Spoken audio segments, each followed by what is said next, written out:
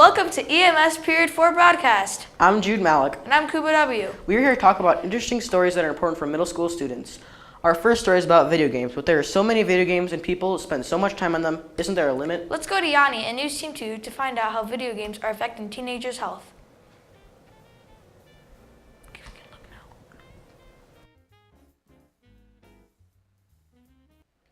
Welcome back to Channel 9 News. The latest controversy about video games will be the subject today. And I'm your host, Yanni. And I'm just Jude. Video games are said to be a bad influence on teenagers because they are said to be violent and addictive. They're also said to be stress relievers for kids. Video games release dopamine in your brain, which causes relief.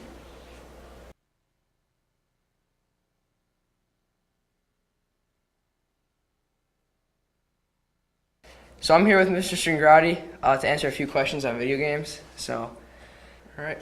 So what impact did they or do they have in your life? My parents actually put a restriction on my video game playing because they thought it was more important to go outside. So they would say you could only play video games for 2 hours and you have to go outside because they didn't want me, just being a couch potato and just, playing video games for 12 straight hours. And Yes. do you think that they have a negative or positive effect on teens these days? I think a little bit of both. So negativity wise, I just don't think kids are going outside and playing. I think video games in general are way too easily accessed through iPads where you can play them all the time. And it's just one of those things where it's just going to become a norm. So I don't think there's a big negative. We can't really tell of the negative because it's only been out for about 5 to 10 years. We will see in 25 to 30 years if there is a negative impact on children with video games. But other than that, video games have done great things too, math games, they have math video games, they have reading video games, so on and so forth. So it all depends what type of video games and how long you play these games.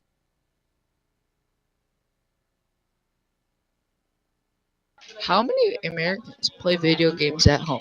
A. 1/2 of Americans. B. 3/4 of Americans. C. 2/3 of Americans. Or D. 1/5 of Americans.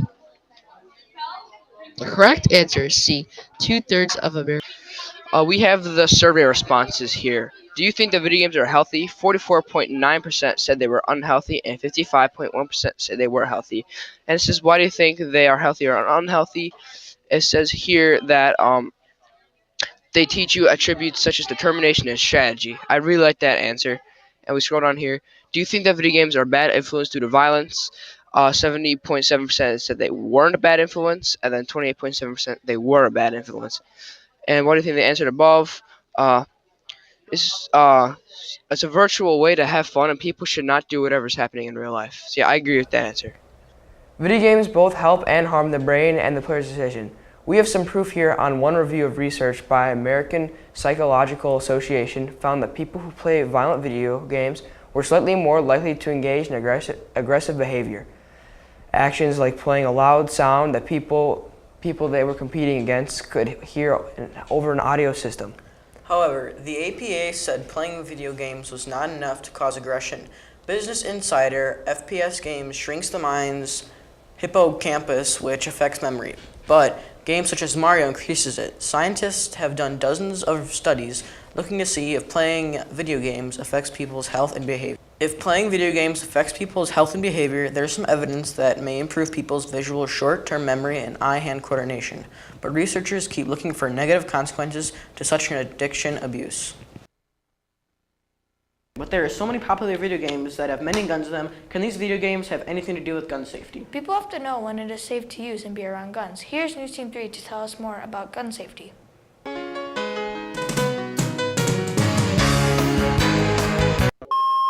Hello, I'm Frank, and this is my partner Alex. We're here reporting to you live at the Waffle House. We are here to talk about the ongoing issue of gun violence. Yes, we're here to talk about the Waffle House. Just recently, there was a shooting at the Waffle House on April 22nd in Nashville, Tennessee. For the past couple years, there's been a gun problem. There's been a problem about guns. There has been a group of teenagers that shared their opinion with Donald Trump.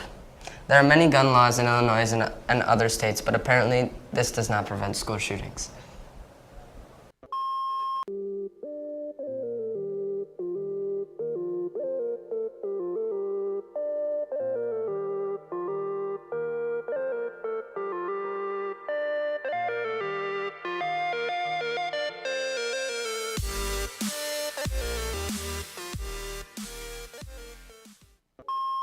yes, I do believe Emerson is a safe school, and the reason I give that answer to you, Kuba, is because I know that our teachers are connected to all of you, and you guys do that connectedness survey during the year, and you report that you feel like if you had to really approach somebody, if you were in a time of need, or any of the students needed to approach somebody in a time of need, they've identified somebody. And so we feel like we've got really strong connections with our kids, which means that we can kind of tell when kids need some extra help and support. So I think that really helps make us a safe school because we know our kids. Thanks to Mr. Banka for showing up for our interview. All right, everyone, that's all we have for you today. Thanks for tuning in, and goodbye. I wonder if people could get into colleges by video games. Well, there are many things that you must do to get into college, like get a scholarship, and I don't know if video games is one of them. Well, here's News Team 1 to tell you more about tuition. Nice. Oh my God.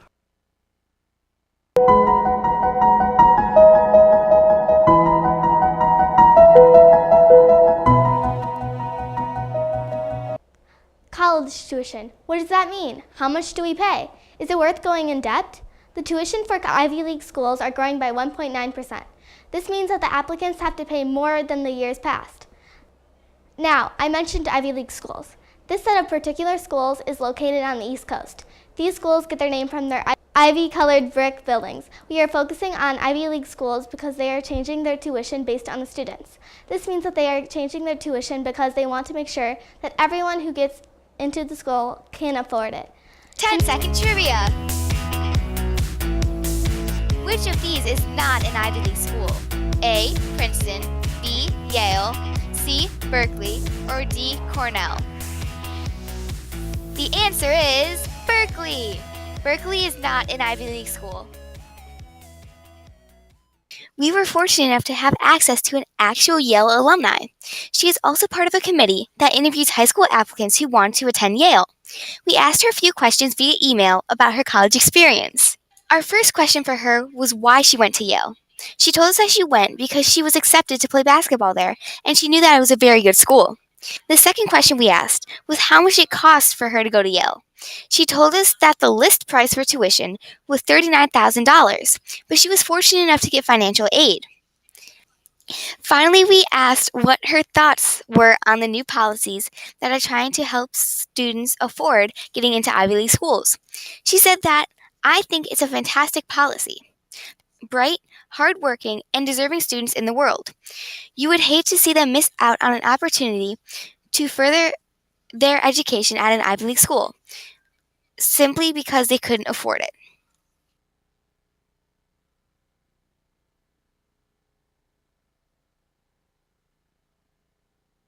According to this one, it shows that a total of 65.6% of students at Emerson Middle School voted that they would like to attend an Ivy League college, and 34.4% said that they would not like to.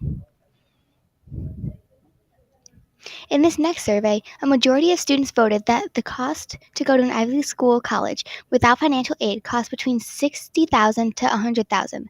The average would cost between $60,000 to $80,000. In the third survey, many voted that it would cost between $21,000 and $40,000 with financial aid.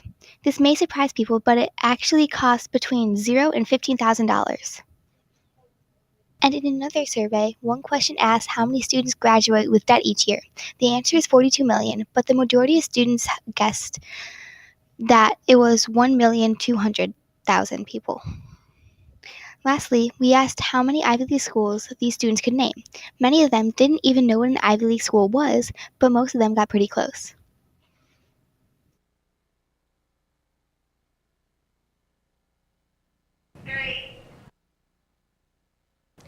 Interesting. I'm sure that colleges use plenty of technology to help students with learning. Well, many kids are using technologies these days, but how does technology really affect them? Here's News Team 5 to tell us about technology.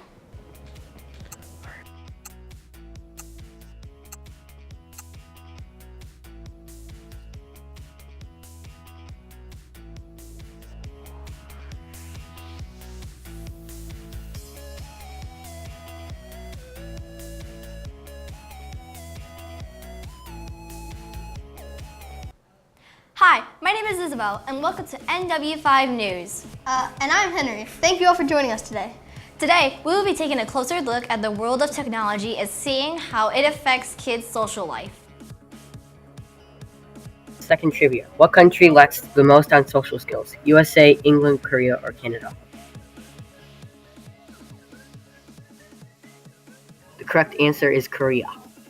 Studies show that Korean kids have the worst social skills in the world because of the amount of time they spend on their phones and on social media. We surveyed students at Emerson Middle School on how much time they spent on their electronic devices. Here's what the students said. The first question is, how long do you spend on a phone a day? 37 said 1 hour, 31 said 2 hours, 29 said 4 or more hours, and 15 said 3 hours. The second question is, how long do you spend time watching TV, videos, or movies a day? 47 people said 1 hour, 31 people said 2 hours, 19 people said 3 hours, and 15 people said 4 hours or more. The last question is, do you find having a Chromebook in class helpful? 7 people said no, and 105 people said yes. This survey shows that kids spend so much time on social media and TV that it is affecting the way that they interact with others without using their electronics. We interviewed Miss Rogers, the 7th grade social worker here at Emerson, to get her opinion on how technology affects kids. Hello, I'm here with Miss Rogers, the 7th grade social worker. We are going to be interviewing her on how technology affects kids. Absolutely, but I don't think it's just a problem for children. I think adults too spend a lot more time engaged in a screen or interacting with a phone or a non-human device than we used to, just because we have so much more access to it.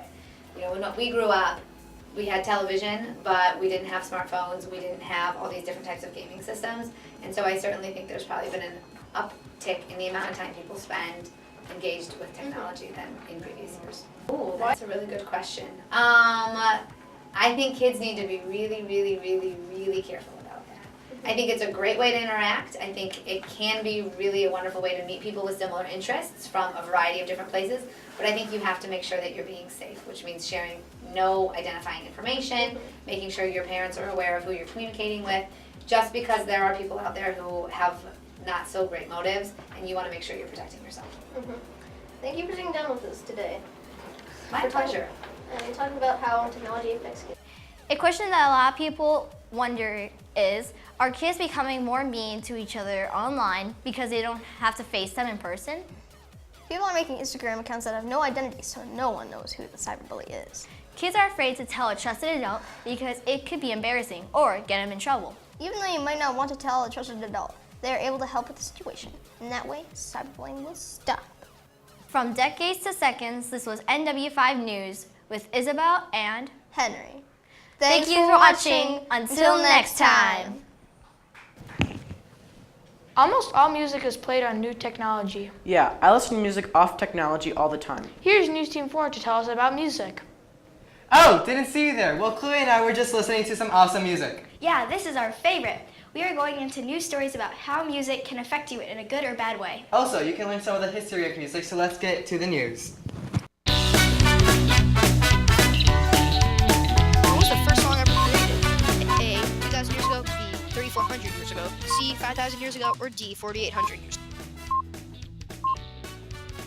That's right, the first song was created by the Syrians about 3,400 years ago. Music was not created 3,400 years ago, but the first song was. The first origins of music came from Africa and were most likely percussion-like instruments. The Egyptians were known to have flutes around 4,000 BCE. The guitar was thought to be created in 2,500 BCE by the Hittites. In 700 BC, the records of song with instruments in ancient Greece and classical music was popular.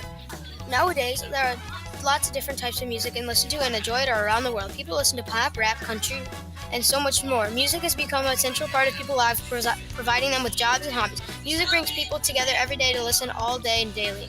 All sorts of music can be heard and appreciated everywhere.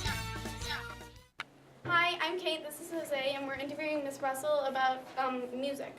So, Miss Russell, how often do you listen to music? Every day. Every day? Every day, all day, as much as I can. What type of music do you listen to? You know what, I really honestly like so many different forms of music, but I don't know why opera gets on my nerves. Oh, I respect it, I think it's beautiful and wonderful, but I really honestly love a bunch of different kinds of music. I love rock, I used to be a huge punk rocker, I love punk music. I love to dance, I love dance music. I love like easy listening music then too. So I really love a wide range of, depends on my mood. Yeah. That's great. Yeah. Hi, Miss Cooley. What kind of music do you listen to? I listen to almost everything. I like pop. I like acoustic songs and anything but country and metal. How do you like country? Um, Aiden, what type of music do you listen to? I listen to jazz music. Jazz music? Any specific jazz? No, not really. That's great. Thank you for your time. All right. So, Dia, what type of music do you listen to? I like pop music. Pop music? Any rap, country? I also listen to country too. Really? Yeah. Oh, that's great. What kind of country? Do you like any specific singers? Luke Bryan is one of my Luke favorite. Bryan, that's great. That's great. All right. Thank you, guys. Music can help people in many ways. Music can relieve anxiety because it's proven to ease stress. Music can also put people in a better mood and make you an overall happier individual. Music can also help you as a person heal some sort of sadness or upset. It can be motivating when you enhance your performance physically and academically. It helps you do better under pressure or stress. Also, some types of music can help you just relax and fall asleep. Hopkins University says research has shown that listening to music can reduce anxiety, blood pressure, and pain as well as to improve sleep quality, mood, mental alertness, and memory. Listening to music can trigger your creative thinking and help you remember memories from a long time ago, and can help you concentrate, unwind, or become jumpy. On a survey we put out recently, we asked, what type of music do you listen to? Most people said pop, rap, or other. Also, people preferred country, party music, rock, or everything else. We also asked, how often do you listen to music? More than half the people put always, and a lot of other people put often, and barely anyone put sometimes, rarely, or never. Wow, who knew there was so much more to music than we know today? There are so many different types of music, and they go way back. And I suggest listening to music from the 80s to make it spicy. And now we can get back to our music. Thanks for watching. Thanks for watching Period 4's broadcast. We hope you learned a lot of events that are happening inside and outside of our community. See you next time.